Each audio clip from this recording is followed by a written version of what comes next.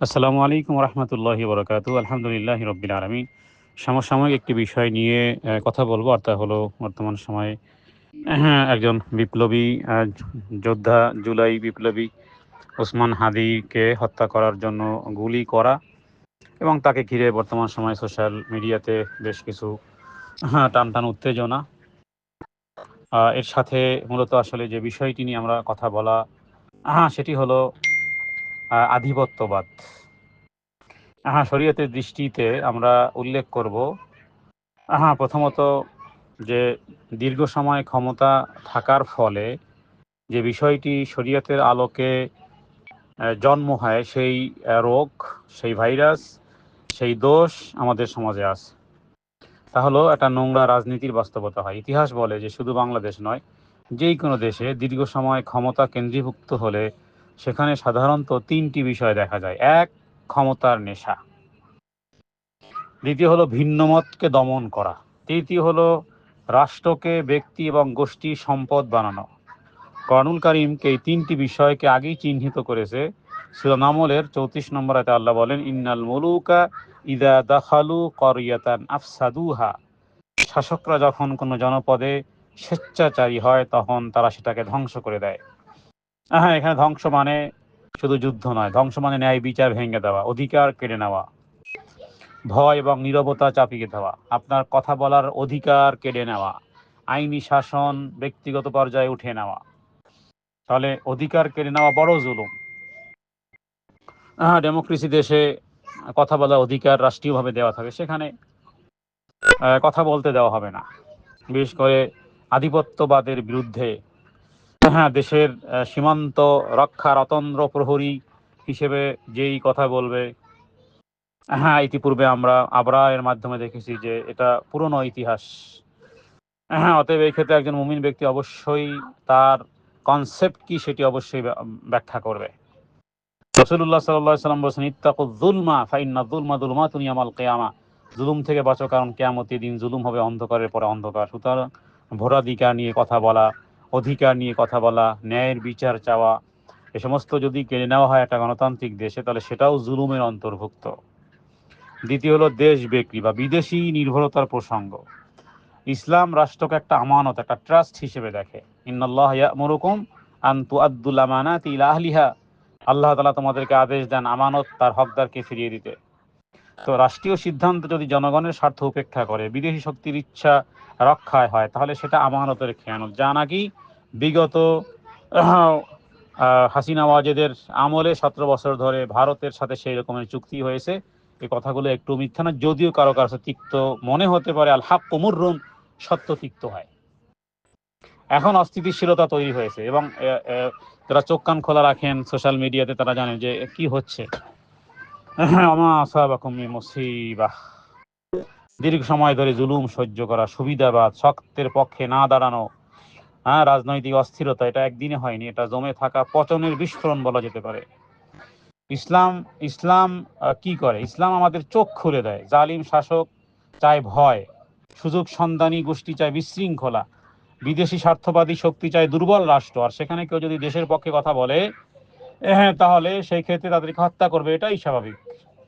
যারা আহ, দেশের পক্ষে যারা কথা বলেছে, যারা বা সেই কথা যদি পার্শ্ববর্তী রাষ্ট্রের বিপরীত যায়, তাহলে তাদেরকে হত্যা করার মিশন এটা বহু আগে থেকে শুরু হয়েছে।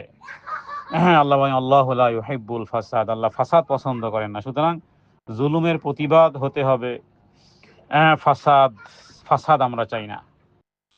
তবে এই ক্ষেত্রে আমাদের ভুলও আছে। আমাদের সবচেয়ে বড় ভুল হলো যে জালিম শাসক তো আসলে হঠাৎ করে আসে না, এটা সমাজের আয়না।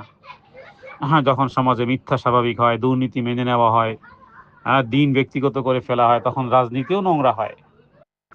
এই ক্ষেত্রে অবশ্যই যেটা করণীয় সেটা হলো যে ন্যায় এবং সত্যের পক্ষে দাঁড়ানো, নীতিবানদের কথা শ্রবণ করা, আত্মশুদ্ধি অর্জন করা, প্রজন্মকে ঈমান এবং ইনসাফ শেখানো। প্রতিশোধের রাজনীতি নয়, গুজব বা হিংসা নয়, ইসলাম বাদ দিয়ে শুধু আবেগী স্লোগান নয়।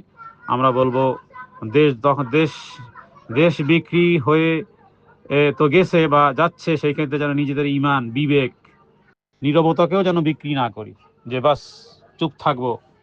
এটা তাওহীদের সাথে সরাসরি সম্পর্ক। তাওহীদ মানে কি? শাসকও আল্লাহর কাছে জবাবদিহি করতে হবে, জনগণও আল্লাহর কাছে দায়বদ্ধ। চুপ থেকে আপনি মনে করবেন যে আমি চুপচাপ আছি, নীরবতা পালন করে আমি মনে হয় পার হয়ে যাচ্ছি, না।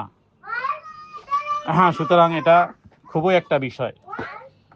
হ্যাঁ, অস্থিতিশীলতা আল্লাহর কাছে এটা খুবই খারাপ।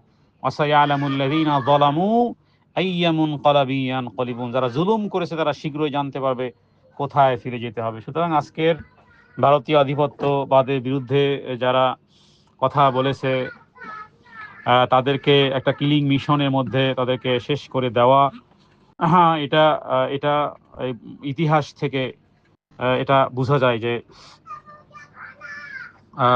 পূর্বেই বলেছি যে কিছু ব্যক্তিবর্গ আছে সুযোগ সন্ধানী, হ্যাঁ, গোষ্ঠী চায় বিশৃঙ্খলা, বিদেশি স্বার্থবাদী শক্তি চায় রাষ্ট্র দুর্বল হয়ে যাক। হ্যাঁ, এই ক্ষেত্রে আমরা বলবো যে অবশ্যই আমাদের দায়িত্ব আছে, এবং সেই দায়িত্বের থেকে ভিতর থেকে বাংলাদেশের জন্য সবচেয়ে বড় হুমকি, হ্যাঁ, ভিতরের দুর্নীতি, ইমানহীনতা, সত্যকে বিক্রি করে দেওয়া, সেই সাথে সাথে সীমান্ত থেকে বা পার্শ্ববর্তী হিন্দু রাষ্ট্র, হ্যাঁ, এমন কিছু প্রোভাইডেড করে না, হ্যাঁ, যা নাকি এমনকি সোশ্যাল মিডিয়াতে, অনলাইনে, অফলাইনে, চ্যানেলে বিভিন্নভাবে নোংরামি, অশ্লীলতা, নারী পুরুষকে বিভিন্ন সিরিয়ালে আসক্ত করা। হ্যাঁ, সুতরাং এটি সচেতন হওয়া প্রয়োজন। হ্যাঁ, এই ক্ষেত্রে আমরা বলবো যে বিদেশি আধিপত্য সবচেয়ে ভয়ঙ্কর হয় যখন একটা জাতি ভিতর থেকে আল্লাহর হুকুম ছেড়ে দেয়, দেশের মানুষের কল্যাণের চিন্তা যারা করবে না, এরা আল্লাহর কাছে জবাবদিহি করতে হবে। সূরা নমলে একটা পিপিলিকার কথা এসেছে, ইয়া আইয়ুহান নামলু দুখুলু ফি মাসাকিনাকুম, কারণ সে জাতি নিয়ে চিন্তা করেছিল। সে ভেবেছিল যে সুলাইমান যদি আসে, হ্যাঁ, তার এই সৈন্যবাহিনীর ঘোড়ার পৃষ্ঠে আমার পুরো জাতি নিঃশেষ হয়ে যাবে, যার কারণে তিনি ডাক দিয়েছে, ইয়া আইয়ুহান নামলু দুখুলু ফি মাসাকিনাকুম, হে পিপিলিকার গোষ্ঠী, তাড়াতাড়ি গর্তে প্রবেশ করো, কারণ সুলাইমানের বাহিনী আসতেছে। সুলাইমান আলাইহিস সালাম শুনে ফেলেছেন পিপিলিকার কথা, ফাতাবাসসামা দাহিকা মিন কাওলিহা। তো এখানে জাতিকে নিয়ে যারা চিন্তা করে, জাতির ইনসাফ, আমানত ইত্যাদি করণীয় বর্জনীয় বিষয়গুলো যারা করতে চান, আমরা দেখেছি যে পূর্বেও তাদেরকে হত্যা করা হয়েছে। আজকের বাস্তবতা, সীমান্ত এবং মিডিয়া, রাজনৈতিক ঘটনা, সব জায়গায় একটা ইনফরমেশন ওয়্যার চলতেছে। তো এই ক্ষেত্রে আমরা বলবো যে রাসূলুল্লাহ সাল্লাল্লাহু আলাইহি ওয়াসাল্লাম বলেছেন, মান রা মিনকুম মুনকারান ফালিয়ুগাইয়িরহু বিয়াদি, তোমাদের কেউ যদি অন্যায় দেখে তবে তা হাত দিয়ে পরিবর্তন করবে, না পারলে মুখ দিয়ে, তাও না পারলে অন্তরে ঘৃণা করবে। এটা ইমানের দুর্বলতম স্তর। আপনি আজকে দেশ নিয়ে কথা বলেন, ইসলাম, দেশ নিয়ে কথা বলা, দেশের প্রতি ভালোবাসা ব্যক্ত করা, দেশের মানুষের সেফটি, সিকিউরিটি, আমানতদারি ইত্যাদি নিয়ে আপনি কথা বলেন, দেখবেন আপনি তাদের, হ্যাঁ, চক্ষুশূল হবেন। এই কারণে কোরআনুল কারিমে আধিপত্যবাদ সম্পর্কে, ইম্পেরিয়ালিজম সম্পর্কে আল্লাহ তাআলা আয়াত নাজিল করেছেন, বলেছেন, ওয়ালা তারকানু ইলাল্লাযীনা যালামু ফাতামাসসাকুমুন নার, যারা জুলুম করে তাদের দিকে ঝুঁকো না, নচেত আগুন তোমাদেরকে স্পর্শ করবে। সুতরাং জালেম হোক দেশীয় বা বিদেশি, জালেম চাই হোক দেশীয় অথবা বিদেশি, মুসলিম কিংবা অমুসলিম, তাদের সাথে কোনো রকমের আপোষ করা মানে ইমানকে বিক্রি করে দেওয়া, পরাধীনতা, আধিপত্য মেনে নেওয়া, এটা ইমানের দুর্বলতা। ওয়ালিল্লাহিল ইজ্জাতু ওয়ালিরাসূলিহি ওয়ালিল মুমিনিন। সুতরাং মুসলিম জাতি চিরদিন কারো ছায়ায় বাঁচার জন্য নয়। রাজনৈতিক, অর্থনৈতিক, সাংস্কৃতিক আধিপত্য সবই ইজ্জতের সাথে সম্পর্কিত। সুতরাং জুলুম হলে নীরব হয়ে থাকার কোনো অবকাশ নেই কোরআন সুন্নাহ অনুযায়ী। সুতরাং আধিপত্যবাদ, জুলুম, জাতির আত্মমর্যাদা ইত্যাদি আধিপত্যবাদ ঠেকানো, পরাধীনতা বিষয়ে জুলুম সম্পর্কে কথা বলা, জুলুম হলে নীরব থাকার কোনোই নেই। হ্যাঁ, ফিতনা ছড়ানো হলে সেই ক্ষেত্রে শুধু সাবধানতা হলেই হবে না। সুতরাং বিদেশি আধিপত্যবাদ ইত্যাদি, হ্যাঁ, বিষয়গুলো করণীয় এবং বর্জনীয় হিসেবে আমরা বলবো যে ইনসাফ এবং আমানত ইত্যাদি সকলের দায়িত্ব। রাজনৈতিকভাবে শুধু নিজের ধর্ম নিয়ে নিজে নয়, বরং পরিবার এবং সমাজ এবং রাষ্ট্র সম্পর্কেও সজাগ থাকাটা জরুরি, এটা ইসলাম আমাদেরকে শিক্ষা দেয়।